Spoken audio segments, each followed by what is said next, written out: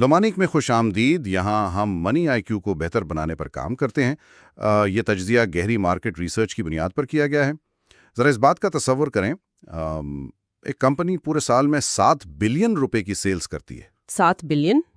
ओह, ये वाकई कोई छोटी फिगर नहीं है। बिल्कुल, और लाखों बन्स और स्नैक्स रोज़ाना बेच रही है। उनकी गाड़ियाँ पूरे मुल्क में चल रही हैं। कैश रजिस्टर मुसलसल बज रहा है। लेकिन जब साल ख़त्म होता है ना और हिसाब किताब होता है, तो पता चलता है कि उन्होंने 1 रुपया भी नहीं कमाया, बल्कि वो उल्टा 108 मिलियन रुपए से ज्यादा के नुकसान में चली गई। एग्जैक्टली मतलब ऐसा आखिर कैसे हो सकता है? सुनने में तो ये वाकई किसी फाइनेंशियल थ्रिलर का प्लॉट लगता है, लेकिन असल में ये कहानी पाकिस्तान की बहुत जानी मानी फूड कंपनी बनीज लिमिटेड की है। जिसे हम स्टॉक मार्केट में BANL कहते हैं। जी हाँ, BNL। और साल 2024 में इनके साथ बिल्कुल यही सीन हुआ था। लेकिन इससे पहले कि हम उस नुकसान की गहराई में जाएं, इस कंपनी का थोड़ा बैकग्राउंड समझना ज़रूरी है। इनका सफ़र 1980 में शुरू होता है। लाहौर में एक छोटी सी प्राइवेट लिमिटेड फैक्ट्री से शुरुआत की थी इन्होंने। और आज ये सिर्फ अपनी डबल रोटी नहीं बना रहे हैं। इनका स्केल इतना बड़ा हो चुका है कि ये पेप्सी, यूनिलीवर और इंग्रो जैसी बड़ी बड़ी मल्टीनेशनल कंपनीज के लिए को मैन्युफैक्चरिंग कर रहे हैं। बिल्कुल सही। मतलब जब अवाम किसी बड़े ब्रांड का कोई स्नैक खा रही होती है ना, तो बहुत चांसेस है कि वो पीछे से बनीज की किसी लाइन पर तैयार हुआ हो। जी, वही बन रहा होता है ज़्यादातर। और इसी वजह से इनका जो शेयर होल्डिंग स्ट्रक्चर है वो बहुत दिलचस्प है। अगर हम जून 2025 तक का डेटा देखें, इनके लगभग 67 मिलियन शेयर्स हैं मार्केट में। 67 मिलियन, ठीक है। और इनके डायरेक्टर्स और फैमिली के पास मेजॉरिटी स्टेक है करीब 50.4%। लेकिन जो असल मजे की बात है वो ये कि 42% शेयर्स आम आवाम के पास हैं। वाह, मतलब ये काफी पब्लिक हैवी कंपनी है। अवाम का काफी पैसा लगा हुआ है इसमें। एग्जैक्टली। स्टॉक मार्केट में ऐसी कंपनीज बहुत कम मिलती हैं जहां आम इन्वेस्टर का इतना बड़ा और डायरेक्ट हिस्सा हो। ठीक है, तो आज के इस तजिए में हम क्या करने वाले हैं? हम बनीज के पिछले 6 सालों का बारीकी से जायजा लेंगे। हम देखेंगे कि कैसे उन्होंने कोविड को झेला, मुल्क के सैलाब और रशिया यूक्रेन जंग की वजह से आने वाले तूफान को बर्दाश्त किया, और उसके बाद रिकॉर्ड महंगाई का असर। हाँ वही। और ये सब बर्दाश्त करने के बाद 2024 में उन्हें शदीद तरीन नुकसान उठाना पड़ा। और फिर हैरत अंगेज तौर पर अगले ही साल 2025 में उन्होंने अपनी तारीख का सबसे बड़ा मुनाफा कमा लिया। एग्जैक्टली, रिकॉर्ड मुनाफा। तो ये अचानक वापसी आखिर हुई कैसे? आज हम ये डिकोड करेंगे। ठीक है, तो इस टर्न अराउंड को समझने के लिए हमें थोड़ा पीछे जाना होगा 2019 और 2020 के दौर में, ताकि हम देख सकें कि इनके बिजनेस की बुनियादी जड़ें कितनी मजबूत हैं। 2019 में इनकी सेल्स में करीब 11% इजाफा हुआ था, जो 2.5 बिलियन रुपए क्रॉस कर गई थी। जी, क्योंकि उस वक्त अवाम का रुझान कन्वीनियंस फूड की तरफ तेजी से बढ़ रहा था।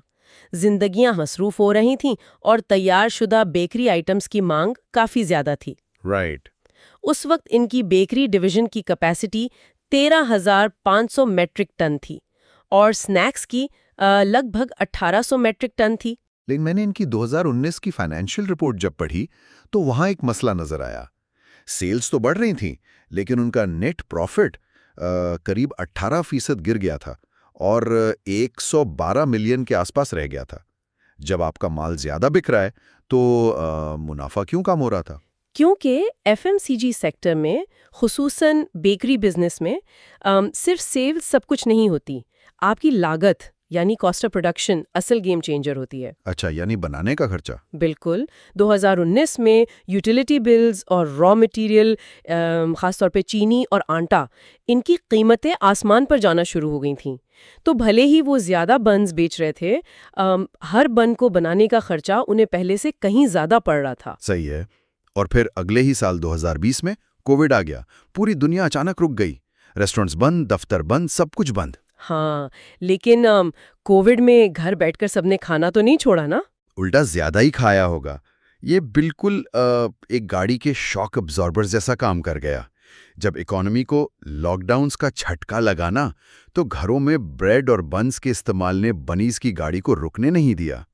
2020 में इनका रेवेन्यू गिरने के बजाय 8.68% मजीद बढ़ गया था। यही तो इस बिजनेस की खूबसूरती है। इक्तिसादियात में हम इसे इनइलास्टिक डिमांड कहते हैं। इनइलास्टिक डिमांड यानी ऐसी मांग जो हालात खराब होने पर भी खत्म नहीं होती। एग्जैक्टली आप कपड़े खरीदना मुलतवी कर सकते हैं, लेकिन आप बुनियादी खुराक खरीदना बंद नहीं कर सकते।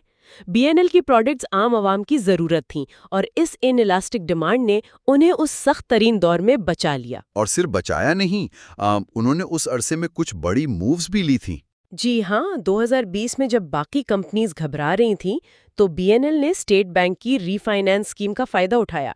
ये आसान उधार था जिसका मकसद मुलाजमीन को तनख्वाहें देना था ताकि बेरोजगारी ना फैले।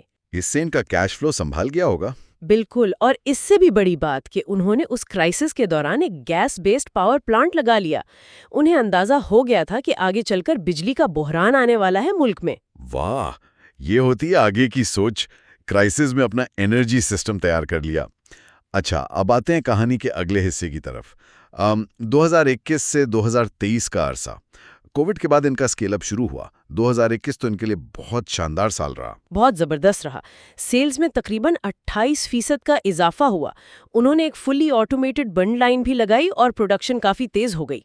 और उन्होंने अपने शेयर होल्डर्स को 30% बोनस शेयर्स भी तो दिए थे ना। उस साल उनका मुनाफा 39% बढ़ गया था। सब कुछ परफेक्ट चल रहा था। लेकिन ये उरूज काफ़ी आर्जी था। 2022 और फिर 2023 ने पाकिस्तान के कॉरपोरेट सेक्टर को बुरी तरह हिलाकर रख दिया। दो बड़े वाकयात एक साथ हुए। एक तो मुल्क में आने वाले तबाहकुन सैलाब जिन्होंने एग्रीकल्चर को हिट किया, और दूसरा रशिया यूक्रेन जंग। यहां मैं थोड़ा रोक कर पूछना चाहता हूं। कुछ लोग जरूर सोच रहे होंगे कि यूक्रेन की जंग का लाहौर की एक ब्रेड फैक्ट्री से क्या ताल्लुक हो सकता है? ताल्लुक बहुत गहरा है असल में। यूक्रेन और रशिया दुनिया को आटा और गंदुम सप्लाई करने वाले सबसे बड़े मुल्क हैं, जिसे दुनिया का ब्रेड बास्केट कहा जाता है। जी बिल्कुल। तो जब वहां जंग शुरू हुई तो आलमी सप्लाई चेन टूट गई। ग्लोबल मार्केट में गंदुम की कीमतें आसमान से बातें करने लगीं। अब भले बीएनएल अपना आटा लोकल मार्केट से खरीदता हो, जब आलमी कीमतें बढ़ती हैं तो लोकल आटा और चीनी भी महंगी हो जाती है। और ऊपर से सैलाब ने वैसे ही फसलें तबाह की हुई थीं। एग्जैक्टली इस डबल वैमी ने रॉ मटेरियल की कीमतों को बिल्कुल आउट ऑफ कंट्रोल कर दिया। जिसका नतीजा हमें 2023 के नंबर्स में बिल्कुल साफ नजर आता है। इनकी टॉप लाइन बढ़कर 5.6 बिलियन रुपए तक पहुंच गई थी, करीब 27% का इजाफा। लेकिन इनका नेट प्रॉफिट 5% गिर गया। जी, नंबर्स अजीब लगते हैं ना देखने में। वही ना। चलिए इसे थोड़ा समझने की कोशिश करते हैं। अगर आपकी सेल्स हर साल 25-27% बढ़ रही हैं, तो मुनाफा क्यों गिर रहा था? ये तो बिल्कुल ट्रेडमिल पर तेजी से दौड़ने जैसा है। आप भाग रहे हैं, पसीना आ रहा है, लेकिन असल में आप 1 इंच आगे नहीं बढ़ रहे, बल्कि थक कर पीछे जा रहे हैं। ये ट्रेडमिल वाली मिसाल बहुत फिटिंग है यहाँ। असल में जो सेल्स में इजाफा नजर आ रहा था ना, वो ज्यादा माल बेचने की वजह से नहीं था, बल्कि उन्हें मजबूरन कीमतें बढ़ानी पड़ रही थीं। अच्छा, यानी ब्रेड महंगी हो रही थी इसलिए रेवेन्यू बढ़ा हुआ दिखा। हाँ, पीछे से आटा महंगा हो रहा था तो ब्रेड की प्राइस बढ़ानी पड़ी। और एक और प्रॉब्लम भी थी, जो फुली ऑटोमेटेड लाइंस उन्होंने लगाई थीं, वो डिमांड कम होने की वजह से पूरी ताकत से नहीं चल रही थीं। और जो बड़ी मशीन्स फारिग खड़ी होती हैं तो उनकी कॉस्ट काफी नुकसान देती है। बिल्कुल, उनकी मेंटेनेंस आपका सारा मार्जिन खा जाती है। और फिर बैंकों का उधार भी तो महंगा हो रहा था। स्टेट बैंक ने इंटरेस्ट रेट्स रिकॉर्ड सतह पर पहुंचा दिए थे। हाँ, 2023 में इनकी फाइनेंस कॉस्ट यानी मार्कअप का खर्चा 87% बढ़ गया था।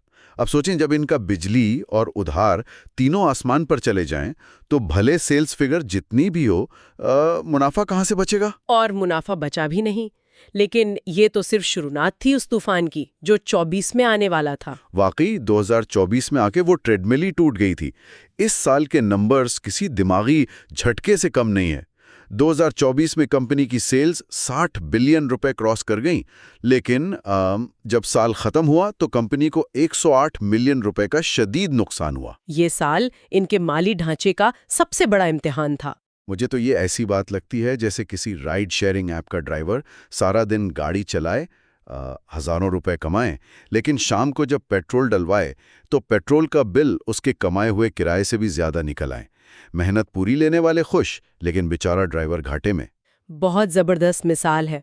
और इस नुकसान के पीछे जो मैकेनिज्म काम कर रहा था, उसे समझना सरमायाकारों के लिए जरूरी है।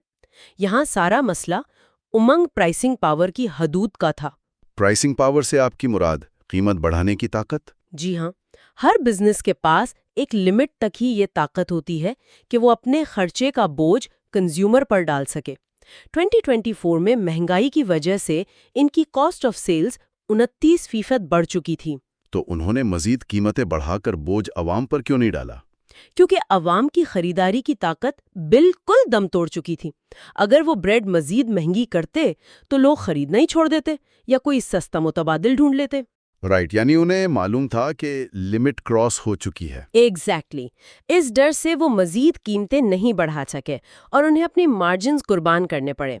उनका ऑपरेटिंग मार्जिन गिरकर सिर्फ 3.8% रह गया था। और इतने कम ऑपरेटिंग मार्जिन में तो उधार की अदायगियां हो ही नहीं सकते ना। हरगिज नहीं, क्योंकि फाइनेंस कॉस्ट में मजीद 30% इजाफा हो चुका था।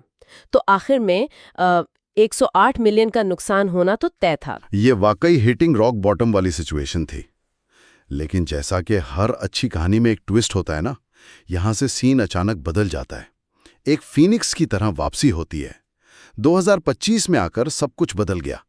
एक साल पहले नुकसान और अगले ही साल रिकॉर्ड मुनाफा। जी, 309 मिलियन रुपए का नेट प्रॉफिट। मैं तो यही सोच रहा था कि एक साल के अंदर ये मौजज़ा आखिर हुआ कैसे? कुल सतह पर आटे की कीमतें वापस नीचे आना शुरू हुईं।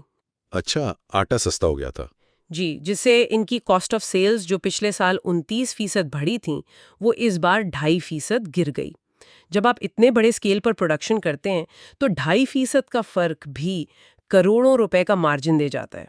और जो उनकी कैपेसिटी फारिग पड़ी थी, उसका क्या हुआ? वो मसला भी हल हुआ। उन्होंने कैपेसिटी मजीद बढ़ाई। बेकरी 18,500 मेट्रिक टन पर आ गई और स्नैक्स 2,200 मेट्रिक टन तक। मुलाजमीन की तादाद भी बढ़कर 1,248 हो गई। यहाँ मैं आपको थोड़ा रोकना चाहूँगा, क्योंकि जब मैं रिसर्च पढ़ रहा था तो उसमें एक बड़ी टेक्निकल लाइन थी जिस पर मुझे थोड़ा शुबा हो रहा है। रिपोर्ट कहती है कि IFRS 9 के तहत पुराने लोन्स की रीस्ट्रक्चरिंग हुई, जिससे कंपनी को करीब 39.5 मिलियन का गेन हुआ। जी बिल्कुल। यहाँ मैं पुशबैक दूंगा। क्या ये रिकॉर्ड मुनाफा सिर्फ अकाउंटिंग का कोई जादू था, यानी कागजों में फिगर्स आगे पीछे किए और मुनाफा दिखा दिया, या वाकई इनका कोर बिजनेस ठीक हुआ था? ये आपने बहुत ही क्रिटिकल पॉइंट उठाया है। मार्केट में ऐसी चीजों पर जरूर ध्यान देना चाहिए। IFRS 9 एक अकाउंटिंग स्टैंडर्ड है। सीन ये था कि इनके पास पुराने महंगे लोन्स थे जिस पर फाइनेंस कॉस्ट बहुत ज्यादा थी। ठीक है। उन्होंने बैंकों के साथ मिलकर उन लोन्स को रीस्ट्रक्चर करवाया, यानी महंगे शॉर्ट टर्म उधार को एक आसान लॉन्ग टर्म उधार में तब्दील करवा लिया, जिससे फौरी बोझ कम हो गया। तो बैंक इजीली मान जाते हैं ऐसी बातों पर? बैंकों के लिए बैंकरप्ट कंपनी से जीरो लेने से बेहतर होता है कि शराइत आसान करके अपना पैसा वापस निकलवाया जाए। अब अकाउंटिंग उसूलों में जब आपकी लायबिलिटी इस तरह कम होती है तो उसे कागज पर गेन यानी मुनाफा लिखा जाता है। अच्छा, मतलब 39 मिलियन कैश नहीं मिला, सिर्फ उनकी देनदारी कम हुई है बुक्स में। जी ठीक कहा आपने, लेकिन सिर्फ इस 39 मिलियन की वजह से 309 मिलियन का प्रॉफिट नहीं बन सकता। असल कामयाबी उनके कोर ऑपरेशंस में थी। उन्होंने सस्ता आम मानता खरीदा, अपनी प्रोक्योरमेंट ठीक की और इनका जो गियरिंग रेशियो था यानी टोटल सरमाए में उधार का हिस्सा, वो 38% से गिरकर 28% पर आ गया। गियरिंग रेशियो कम होने का मतलब माली दबाव काफी घट गया। बिल्कुल, और ठीक उसी वक्त स्टेट बैंक ने इंटरेस्ट रेट्स कम करना शुरू कर दिए, जिसकी वजह से BNIL की फाइनेंस कॉस्ट अचानक से 26% गिर गई। लागत भी कम हुई और उधार का खर्चा भी। वाह, ये तो जबरदस्त हो गया। और अगर किसी को अब भी शक है ना, तो वो इनके नए साल के पहले 6 महीने के नंबर्स देख लें। इस आखिरी अरसे में इनके प्रॉफिट में 102% का मजीद इजाफा हुआ है। ये इस बात की गवाही है कि गाड़ी वापस ठीक ट्रैक पर आ चुकी है और स्पीड पकड़ चुकी है। ठीक है, इस पूरे तजिए को समेटते हुए मेरे जहन में एक नया ख्याल आ रहा है। बनीज ने 2024 का बहरान बर्दाश्त किया और 2025 में बहुत मजबूत होकर निकले।